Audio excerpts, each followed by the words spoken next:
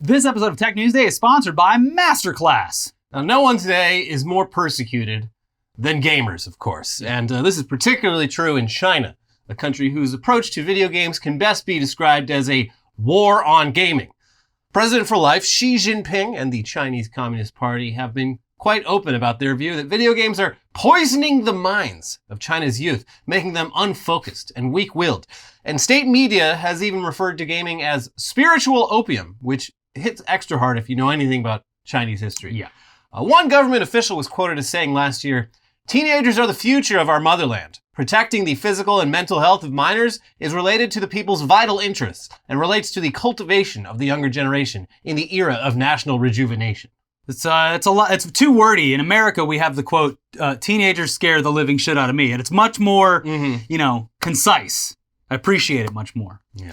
Now, despite Chinese video game companies like Tencent raking in loads of money worldwide, China clearly doesn't think the profits are worth it if it means creating a generation of fat and lazy young men, unless you are on their competitive esports team, in which case this will be the only thing in your life. Yeah. And you better stay good. The second you get your KD drops below 2, you are banned from video games. You're done. So over a year ago, they forced Tencent and other companies to implement strict controls limiting gamers under 18 years old to just 3 hours of gaming a week between the hours of 8 and 9 p.m. on Friday through Sunday. Can't even finish a whole fucking quest run. You're squeezing a lot in. They even used facial recognition technology for age verification. And on top of all of that, the Chinese government hasn't issued licenses for new video game titles in over a year, which has forced thousands of gaming companies out of business. So yeah, being a gamer in China right now is probably the worst time and place to be a gamer since the invention of video games. I curse the day the Chinese invented video games. Is there no end to this relentless persecution? Well, actually, there might be. The more short-sighted among us may have looked at what Xi Jinping was doing to video games and concluded that this man simply wanted to destroy gaming. But China's all about the long-term goals. And President Xi's enemy was not gaming, but rather gaming addiction. Mm-hmm. And folks, he's done it. Xi Jinping has cured gaming addiction. What a wonderful surprise. That's great. Here's Reuters.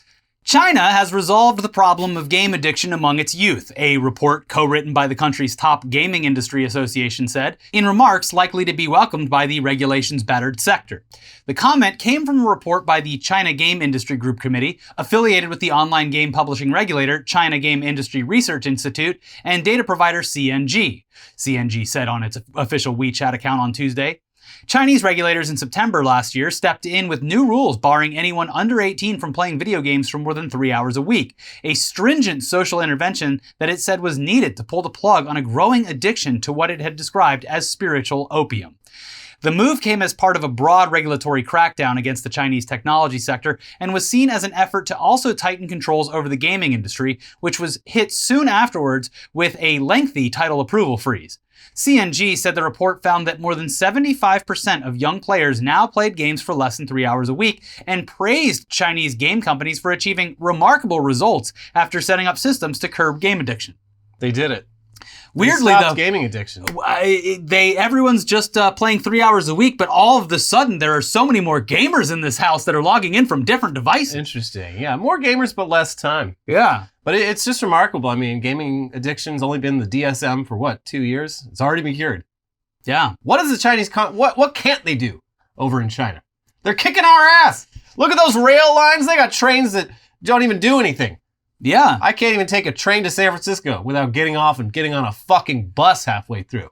People don't, in China, they don't even need games because in America, part of gaming is a time waster in between travel. Ridiculously long, pointlessly cumbersome travel. Yeah. You can take a bullet train from Beijing to anywhere in mainland China and get there, with not even enough time left to finish a quest. Yeah, a Nintendo Switch wouldn't even last the amount of time needed to take a train from good old Los Angeles just to San Luis Obispo. So yeah, does this mean that gaming is back in China? Yeah, open the floodgates. Well, not so fast there, kiddo, but it does look like hope might be on the horizon. Along with this report from industry regulators, the state-run newspaper People's Daily recently published a report on video games featuring a noticeably softened tone. The report points out recent efforts by the EU to support the development of video game technology, and they say that video games clearly aren't just entertainment, but have, quote, extremely high economic, technological, cultural, and even strategic value.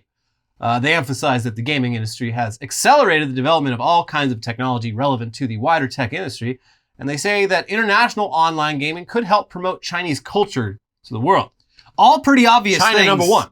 Yeah, obvious things that I think were probably realized once they saw the effect monetarily that such bans and withholding of licenses Where'd all that cost. money go? Oh, shit. That was from video games? You mean we can't just make a bazillion movies and have people go see them? Well, I don't know. But yeah, this is almost a total 180 from China's stance on video games just 1 year ago, and potentially great news for gamers in China who have been living in excruciating agony, being able to only game for 3 hours per week. Be careful, we have a new one called Marvel Snap, and it is taking the world by storm. Look out, China. Yeah, but if we were to guess, and this might be a stretch, but one particularly noteworthy development in gaming during China's gaming freeze has, of course, been the so-called metaverse. Maybe China has gotten bit by the same metaverse fever that's been sweeping the Western gaming industry, and they don't want to get left behind. Yeah. Also, it seems like a technology that is very easy to just peel back the hood on and say, well, look at that data. Well, let's just take that and build off of it. Delicious data. Yeah, let's just build off of this, but do it better and faster because we don't care about intellectual property or the health of our workers. That too, yeah. Yeah. So they've already taken over the world with TikTok, and if this metaverse thing really is the next step, like Mark Zuckerberg keeps saying, China doesn't want to be left behind. The metaverse is an exciting new way to harvest user data from all over the world, and there's no metaverse without gaming, so China, I'm sorry. They're doing this to get into the metaverse. It has to be. Yeah, because if they don't get in there first, who will make sure that there are no pictures of Winnie the Pooh around? Yeah. And they also probably, they saw what Mark Zuckerberg has showed so far, and they're like, this looks like shit. We can do a better version of that. In a weekend. Yeah, in a weekend. Yes. So that'll have our best guys on the job. Mm-hmm. So that's our guess for what's happening. Look out. I do love the Chinaverse. I don't believe that it will ever happen, but I love the rumors that are swirling in the tech industry that Mark Zuckerberg is going to get ousted next year. Never going to happen. He's got too much stock power. Absolutely won't happen, but I love throwing that company into further chaos for absolutely no reason. Well, we got plenty of meta news to cover today as well. Yay! So, fun. Yeah. Speaking of the metaverse, the company pushing it the hardest, Meta, formerly known as Facebook, continues to get caught engaging in practices that seem just pretty damn evil. At this point, just keep doing it on the way out. Oh, that's evil that they're doing. Yeah. And this week, the investigative news site The Markup revealed that for its latest act of evil, Meta actually teamed up with another legion of supervillains that most people also rightfully hate. The tax services industry, aka H&R Block and all their counterparts. We love the tax services industry, don't we, Nothing I love more than my favorite social media website partnering with my favorite tax preparedness software. Nothing I love more than paying someone else a bunch of money to fill out my mandatory government documents that I have to do. This is specifically funny because the people that are most upset about anything having to do with taxes or the IRS are boomers, and they are absolutely the ones who have been buying and selling things on Facebook Marketplace without properly accounting for it. Because honestly, fuck it, you shouldn't have to, but seriously, they're the ones that should be worried. Yeah, so this is the crossover that gets it wrong, folks. And surprise, this team up involves harvesting user data in ways that feel like they should be illegal, and in fact are illegal in lots of places outside the US. Yeah. So let's read from The Markup. Major tax filing services such as H&R Block, TaxAct, and TaxSlayer have been quietly transmitting sensitive financial information to Facebook when Americans file their taxes online, The Markup has learned.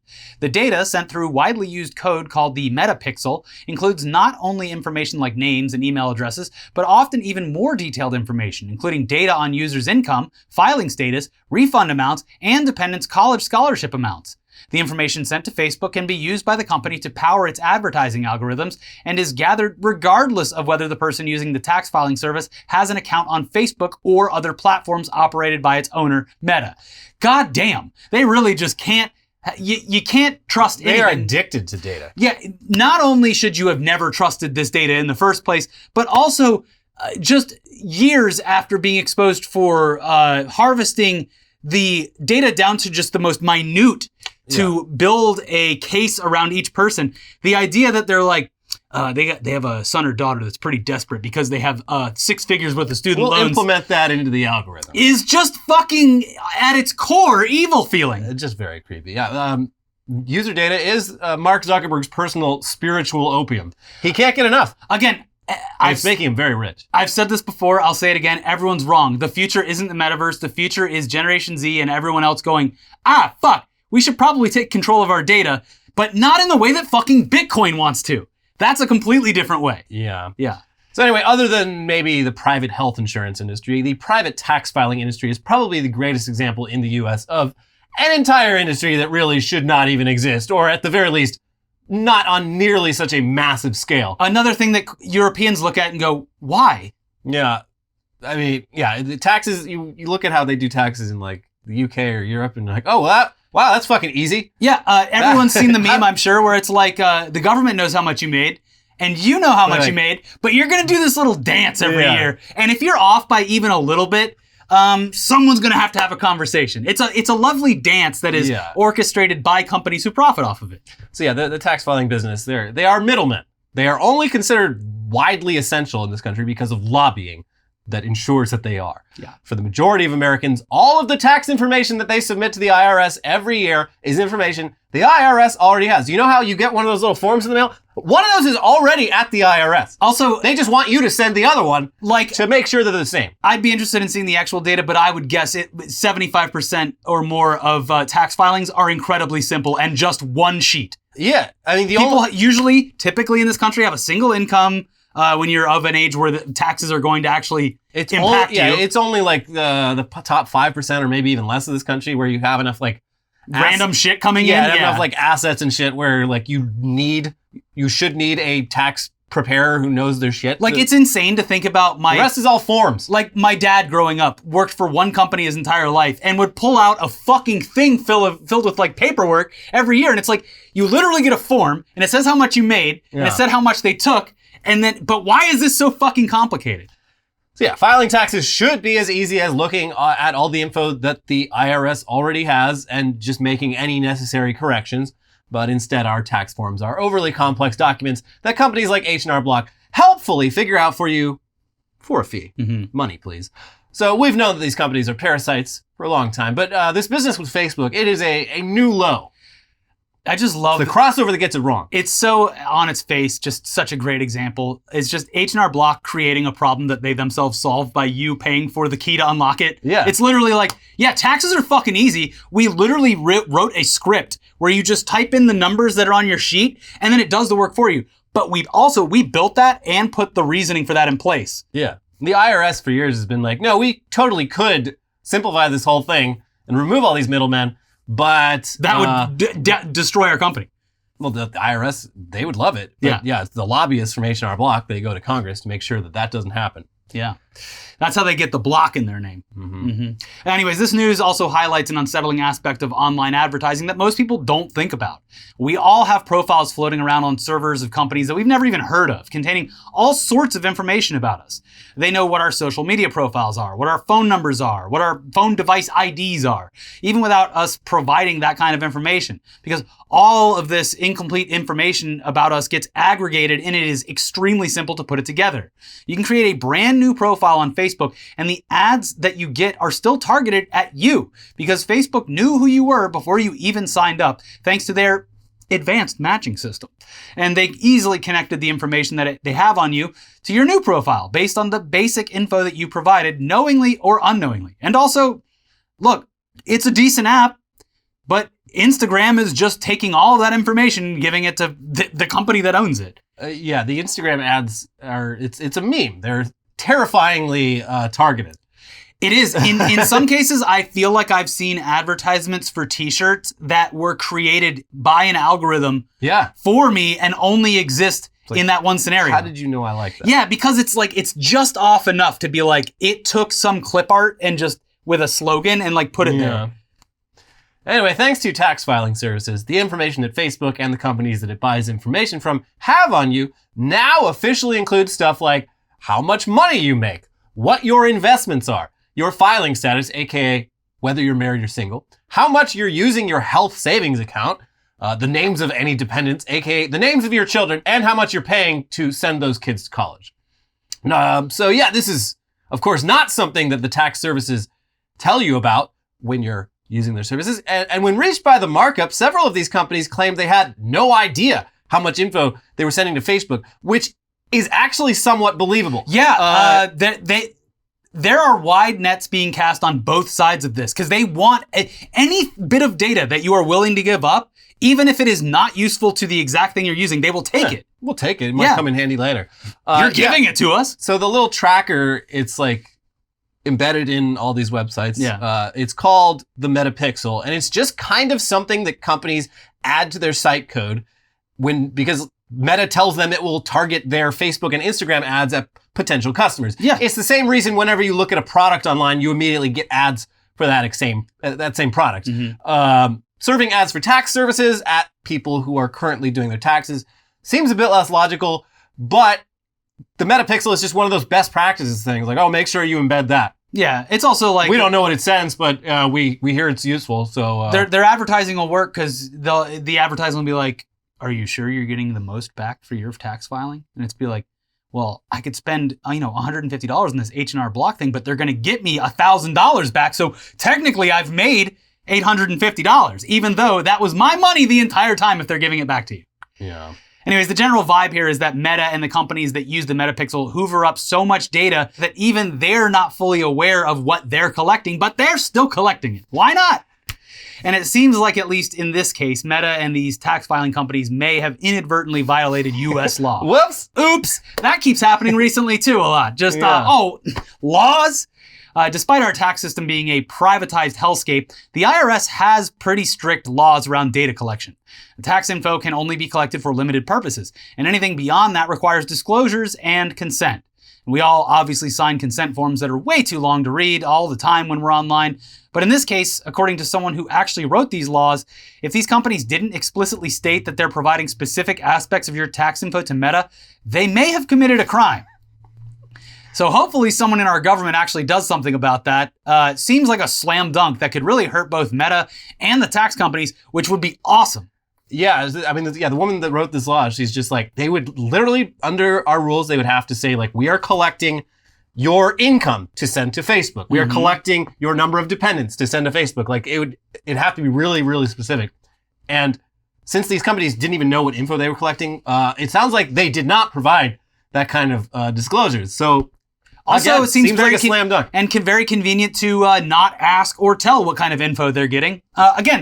If you want a really eye-opening experience, I cannot suggest enough the book Mindfuck. It was written by the guy who wrote Chris the code. Wiley's book, yeah. Wrote the code for Cambridge Analytica, and says exactly what it was able to do, what they were harvesting with it, how they were using it, and how incredibly fucked up it is and could be exploited, and definitely is being exploited. So absolutely, that is just a small taste of that, and I think that you'd be very shocked to read some of the things that happen in there. Or less shocked if you watch this show. Yeah, because we talk about it, yeah. But speaking of how Facebook and its consequences have been a disaster for the human race, Meta recently unveiled an AI that they've been working on called Cicero. That's cute. Mm-hmm. And Cicero has achieved something kind of terrifying. AIs playing board games better than humans has been a thing for a few decades now, starting with chess, moving on to more complex games like Go. But Cicero took on something much more complex. The strategy board game Diplomacy, in which players play as early 20th century great powers in the lead up to World War I on a big old map of Europe and the Near East. And unlike chess and Go, Diplomacy requires lots of communication and negotiation between up to 7 players who form alliances, share intelligence, and spread disinformation. Forging trust is essential to winning this game. And Meta's AI has been winning a lot. This seems like a very specific kind of learning program that they would be interested in. A learning computer. Yeah, it seems pretty targeted for them to be focusing on, but whatever. Here's Gizmodo. In Diplomacy, 7 players compete to control the majority of supply centers. Players are constantly interacting with each other, and each round begins with a series of pre-round negotiations. Crucially, Diplomacy players may attempt to deceive others and may also think the AI is lying. Researchers said Diplomacy is particularly challenging because it requires building trust with others, quote, in an environment that encourages players to not trust anyone.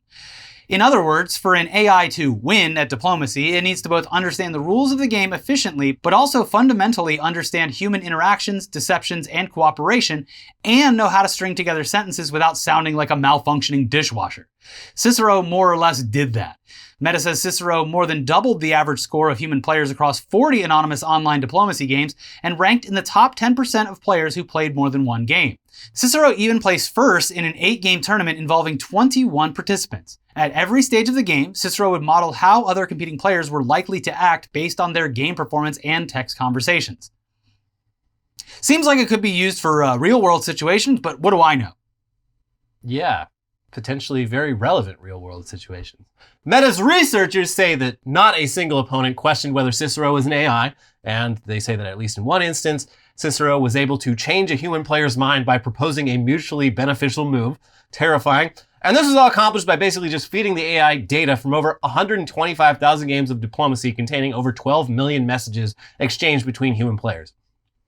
As for what the end goal of this research is, Meta says, quote, while Cicero is only capable of playing diplomacy, the technology behind it is relevant to many other applications. For example, current AI assistants can complete simple question-answer tasks like telling you the weather, but what if they could hold a long-term conversation with the goal of teaching you a new skill?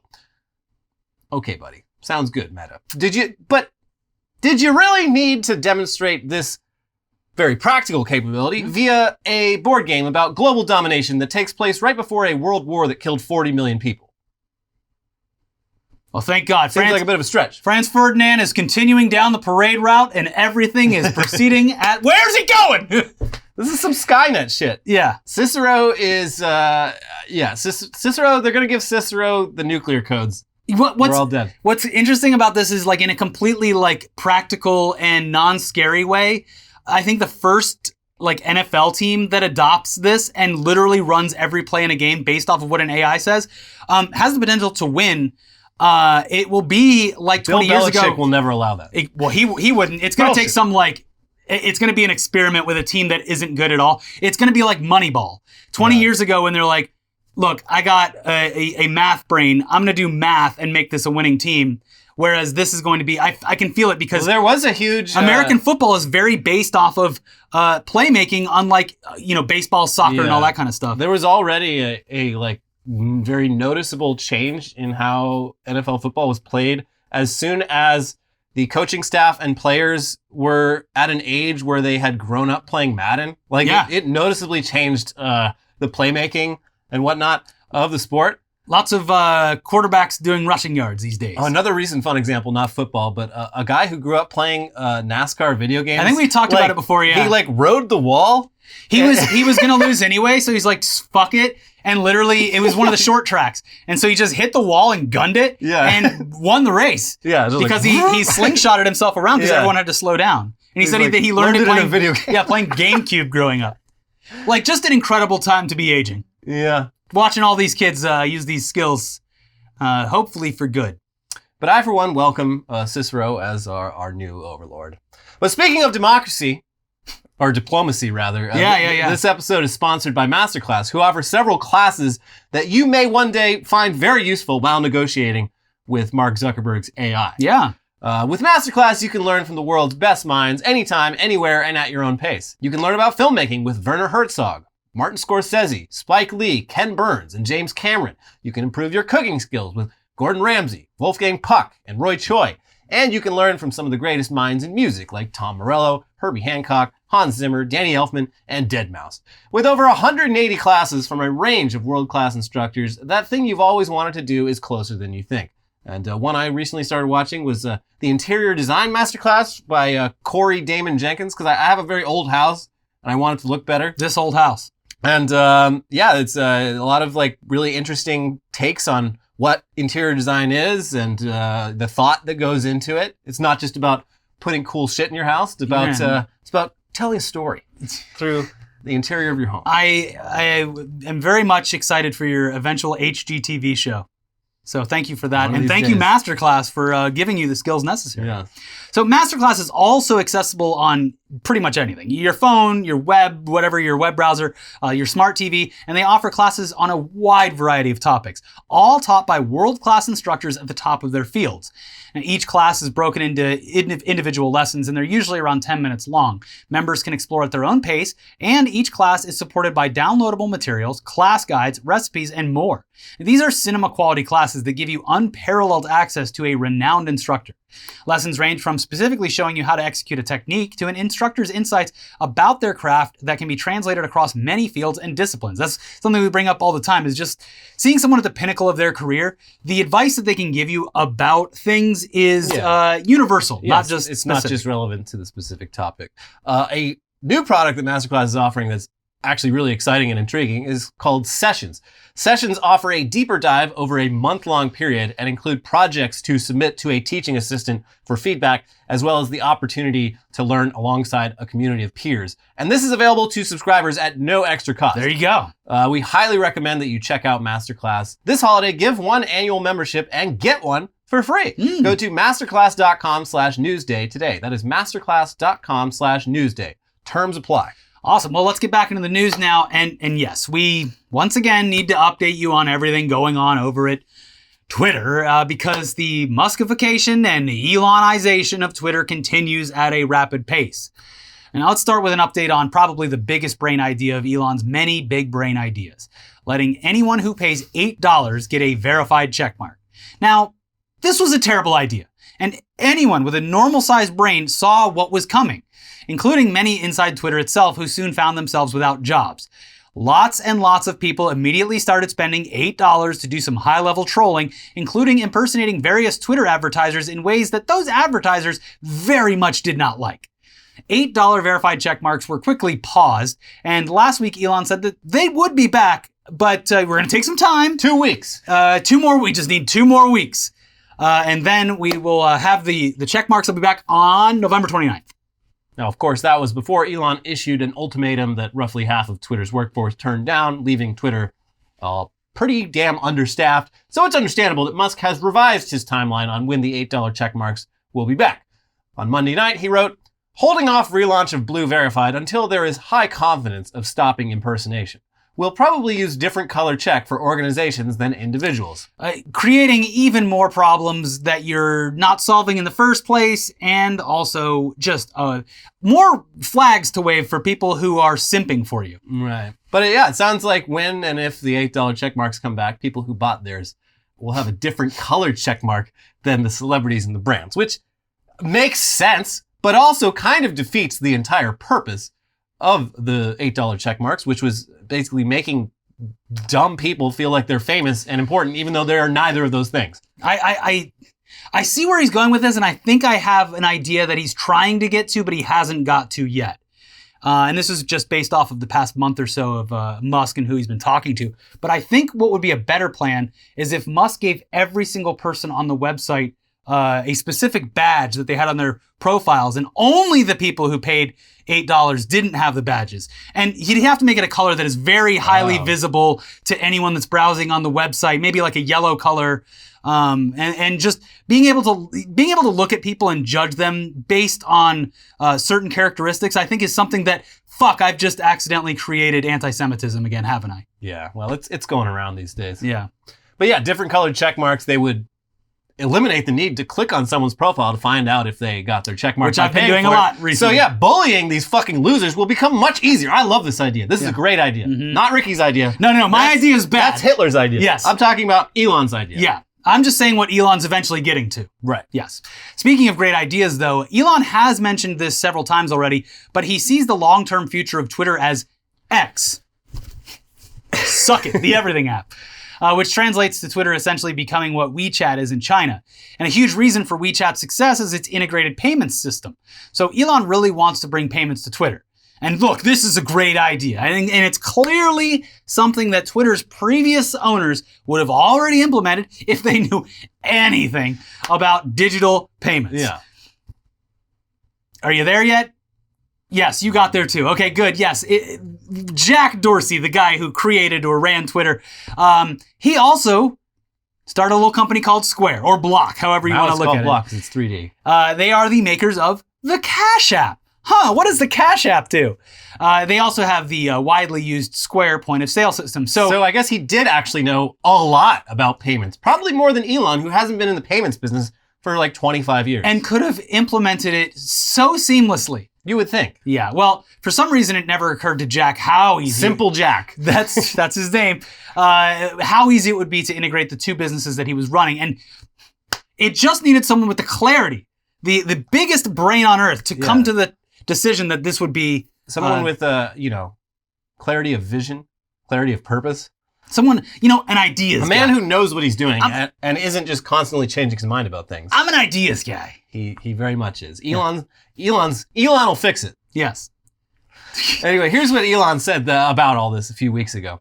I think there's this transformative opportunity in payments, and payments really are just the exchange of information. From an information standpoint, not a huge difference between, say, just sending a direct message and sending a payment. They are basically the same thing. In principle, you can use a direct messaging stack for payments. And so that's definitely a direction we're going to go in, enabling people on Twitter to be able to send money anywhere in the world instantly and in real time. We just want to make it as useful as possible.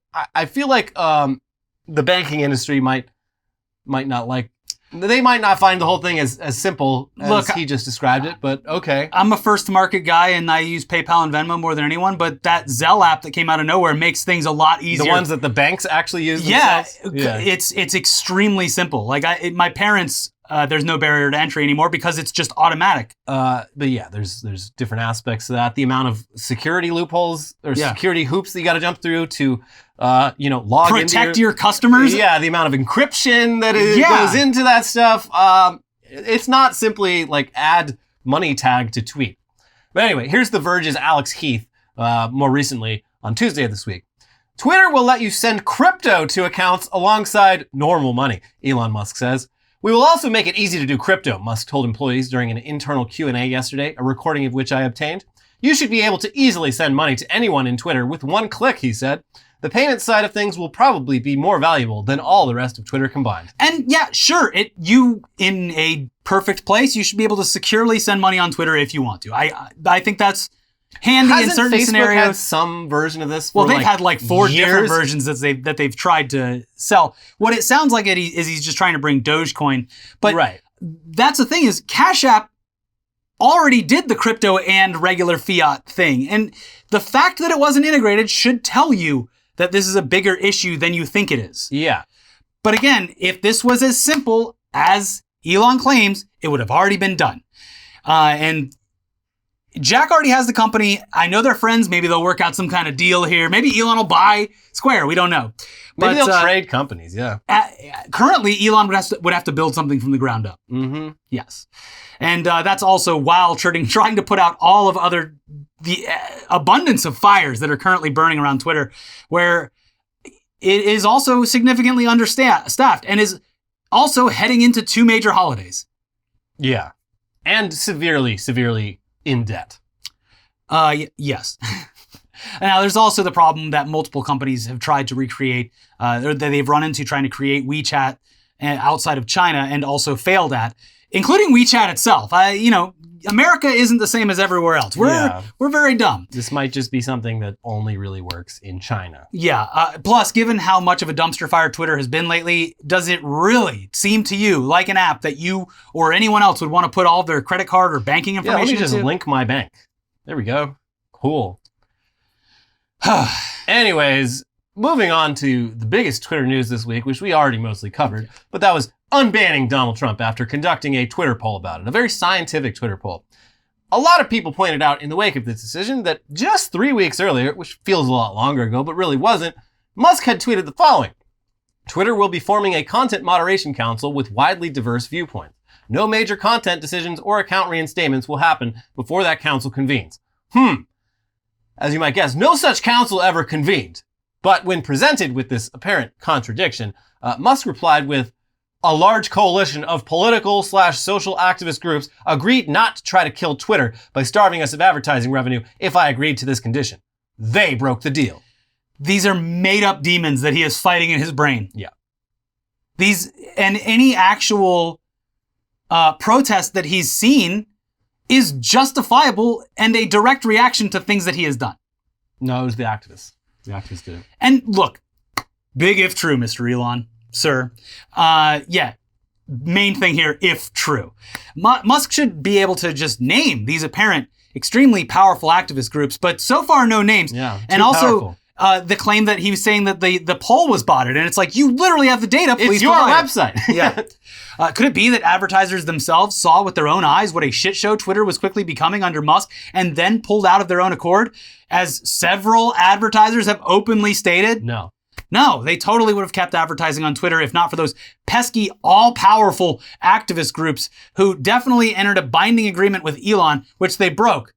Yeah, and tell me who they are. Who were those activists, by the way, Elon? This whole month has been a wide opening, I feel like, for people just being like, online isn't real unless you believe it is. And Elon definitely believes it is. So everything that's happening on his website really affects him. Well, he spends all day on Twitter. When he says he's working 90-hour weeks, he is posting for at least 80 of those hours. And he is seeing ours and others' jokes because he is directly referencing things that we've definitely said and others have said, which is, does me tweeting all day count as working? Yeah, a lot of people have been saying that. Yeah, if you scroll his tweets and replies, it is, I'm sorry, the man is not actually working. He isn't doing jack shit. And this is on top of running like 5 different companies. It's convincing me that CEOs don't actually do jack shit. It is, again, it's probably the case. It's older generations falling into the traps that they warned us all about. And they are now the ones that literally need to go touch grass. Yeah. Elon should touch some grass. That's true. Dude, I'm telling you, when I hang out with my dad, it's just never off the phone. Never. And him and other boomers like him. Damn. Get off it! It's like, you start your life in diapers, you end your life in diapers. Now, these days, you start your life just holding a fucking iPad all day long, and you end your life glued to an iPad yet again. Luckily, in the middle, you're doing something worthwhile. You start your life on Cocomelon, you end your life on InfoWars. Or maybe Cocomelon, depending on how things go these days. I just like the colors. Yeah. But whatever. Elon talked about unbanning Trump way back at the beginning of this whole saga over half a year ago. So none of this is any surprise. He thinks banning people is wrong. Except for apparently one very notable exception, which is interesting. Sam Harris asked Elon whether he would unban Alex Jones in the midst of all this, to which Elon replied, "Suffer little children and forbid them not to come unto me, for such is the kingdom of heaven." What? I hate it. Anyway, he clarified further when Kim.com pressed the issue of Alex Jones' suspension. Elon said, "My firstborn child died in my arms. I felt his last heartbeat. I have no mercy for anyone who would use the deaths of children for gain, politics, or fame." Which, okay, that's certainly a take. Yeah. And at least you have some moral standards. But also, it's a perfect example of older people not having any fucking empathy for anyone in the world unless they have directly experienced the trauma that goes alongside the decisions that their decisions allowed to happen. It is a weird thing, and you see this a lot with boomers and Gen Xers, especially men, where, something bad happens to a woman or a girl, and it's like, well, as a father of a daughter or as a husband to a wife, this is why I feel. It's like, so if you weren't married to a woman or the father to a little girl, like, you saying you wouldn't feel as strongly about this? Is that I'll say all just based on personal experience? There's definitely a level of truth to the fact that, yes, if someone has had a lived experience, they are going to be more emotionally attached to it. But on the other hand, just stay the fuck out of people's lives if you don't have that experience. Yeah. So, anyways. So Elon has a very tragic and personal reason for not letting Alex Jones back on Twitter, and it's perfectly understandable. And not to make light of Elon's experience here, but that's basically saying that he's all about free speech until it affects him personally. Again, this has been the same thing that they keep saying all over again. It's like, it's so frustrating.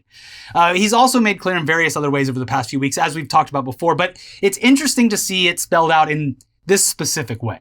And it's also interesting to see a lot of his right-wing fans realize that Elon isn't exactly the free speech absolutist that he claimed to be. Yeah. He's just like them, but in this case, they don't like that his reasoning behind this specific decision is different than their own. It's it's the same thing of when a boomer is all of a sudden riddled with the medical debt of their dying spouse or something, where it's like, maybe the system is broken. Also, if you have this much of a problem with harm coming to children, you should really check out what's happening in the lithium mining industry. It'll blow your mind, Elon. If I was running a company that happened to depend heavily on lithium as a resource for my product, it would definitely make me reconsider my choices as a businessman. If there was perhaps, I don't know, hypothetically, rampant child labor happening in the lithium mining industry. I mean, they're not your kids, obviously. That's what I was just going to say. You've taken one step outside of this and made him try to understand that other people's children can suffer too. Right. So interesting stuff. Elon, of course, describes himself as a centrist, even though the overwhelming amount of his interactions on Twitter are with conservatives. It's usually that crying, laughing sideways face. And also, he actively encouraged his fans to vote Republican in the midterms, like 2 weeks ago. He's not a fucking centrist. He's a conservative. If anyone tells you a centrist, they are a conservative who won't admit it. They're embarrassed conservative. Yes. So he's clearly trying much harder to appeal to conservatives than to liberals and leftists. And this was on full display in a tweet where he laughed about some hashtag stay woke shirts that he found apparently while just digging around Twitter's closets. Hard at work down there at Twitter, just going through all the closets and the cabinets. As many pointed out, these shirts were the idea of his good buddy, Jack Dorsey, who made the shirts in response to the 2014 Black Lives Matter protests in Ferguson, back when being woke still meant being aware of racial injustice and not just whatever conservatives don't like. And Jack Dorsey is from Missouri and apparently felt like a personal connection to what was happening there. It was a really clumsy rollout. The shirts are cringe, I'll grant you that. Sure. But it wasn't... It's not like they're releasing them right now. Yeah, these have been sitting gathering dust for 7 years. Yes. Anyways, as Cody Johnson of Some More News wrote, woke originally basically just meant aware of racial prejudice. Twitter was vital to highlighting the flaws in mainstream coverage of the brutal police responses to the Ferguson protests. To Musk, woke just means the mind virus making people be mean to me, a hideous man. Musk, of course, doubled down when all this was pointed out, though, posting links to the legal decision exonerating the cop whose actions kicked off the Ferguson protests, completely ignoring that police brutality and racism were on full display during the protests themselves. Sir, it has been long enough that there are multiple documentaries you can watch about this. Yeah, he's relitigating Ferguson, which was about... almost a decade ago. Yeah, it was almost a decade ago. There was 100 different fucking... police brutality uprisings ago. Yes. And he's like, well, actually, if you read the DOJ report, that guy got killed and there was nothing wrong with how they did it. The system found the system did nothing. Yeah, so interesting stuff. But let's move on to Twitter's skeleton crew of a workforce. On Monday, Musk went ahead and conducted yet another wave of layoffs that seemed to affect mostly Twitter's sales teams. They would seem important. They clicked yes, and what did it get them? Fired 3 or 4 days with no later. severance. Yeah. But you've fallen for the oldest trick in the book. But later on Monday, after purging in total nearly 2/3 of Twitter's workforce in just 3 weeks, he announced that he was finally done with layoffs, and Twitter is now actively recruiting for roles in engineering and sales. After everything that's happened, it'll be interesting to see how many hardcore people show up to work under this man's whims, but we shall see. From the looks of it, and based on some pretty believable accounts, most of the people still working at Twitter are stuck there on H-1B visas. I was just about to say the H in H-1B stands for hardcore. Yeah, they literally had to click yes because they would get deported. Their lives would be uprooted. Yeah, they would be deported from the United States if they did so. They are here only because of work, and that gives employers tremendous leverage over them. The shock that I will not have when I find out that all of the recruiting efforts for Twitter and any other tech company that is actively firing people, that they would specifically hire people with H-1B visas or bring people over on new visas, not shocking at all because they are buying someone who cannot leave. It's also funny that Twitter, without the open door immigration policy we have for educated, skilled laborers, Twitter would probably be completely fucking dead. And it's just ironic that Twitter is being kept alive by immigrants while Elon's biggest fans actively hate the fact that we let in so many skilled workers in this country. It is beyond disappointing that among many of the things that we learned during the pandemic, that the most vital part of a functioning society is people who are on the front lines, whether that is doing the hard work on entertainment or websites or the supermarket or whatever. And typically those are the most disenfranchised people, the people that are used as straw men in political arguments that they have no reason even being involved in. Yeah. And it's like people like Elon are the ones that are saying that immigration is ruining the country or whatever. He's not personally saying that because he himself is an immigrant. But the political party that he his represents. fans, the people that love Elon, they don't see the disconnect there. Yes, when someone else does it, that's bad. And when they do it, it's just good business. Yeah. Anyways, in addition to all of Elon's other cost-cutting measures, it sounds like Elon is deploying a particular money-saving trick that former President Trump was also quite fond of, simply not paying people that you owe money to. Yeah. That'll save you a lot of money. And this one simple trick, just don't pay. They have to come fighting for it, and that takes time and money out of their pockets. And when they come asking for money, you know what you can do? You can offer them a horse. And Elon knows all about that. Mm-hmm. Here's Engadget. Elon Musk is refusing to pay hundreds of thousands of dollars in travel bills accumulated by Twitter employees before he took over the company, the New York Times has reported. The company is on a drastic cost-cutting campaign, and Musk has reportedly issued orders to slow or even halt payments to vendors and contract services. The move has sparked complaints from Twitter insiders and vendors who are owed millions of dollars in back payments. Can you imagine, like, you've got your big pile of receipts from going on a business trip. You've pulled up H&R Block. Hundreds of dollars, and you submit those to accounting. And your company just got bought by Elon Musk, and the entire accounting team just got fired, and it's now company policy that you're not getting that money back. Sorry. If I were you and this was my problem, I would immediately just consider all that money gone. Yeah, well, but labor attorneys just salivating. Everything that happens in this company.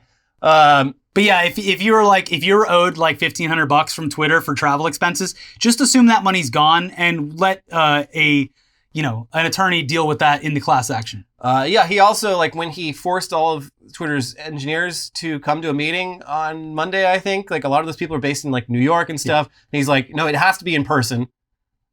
The meeting was like 20 minutes long too, apparently. Sure. But he's like, if you're not based in San Francisco, you got to fly here from LA, New York, whatever. And so the people they're like, okay, so you want me to book a flight to San Francisco right now, like same day, be there in like 4 hours, take the Hyperloop, and I am never getting paid back for that money. That is just, I'm gonna have to eat the cost. Yeah. Okay. The same day plane ticket, though, you mean the one that I'm going to have to pay for? Yeah.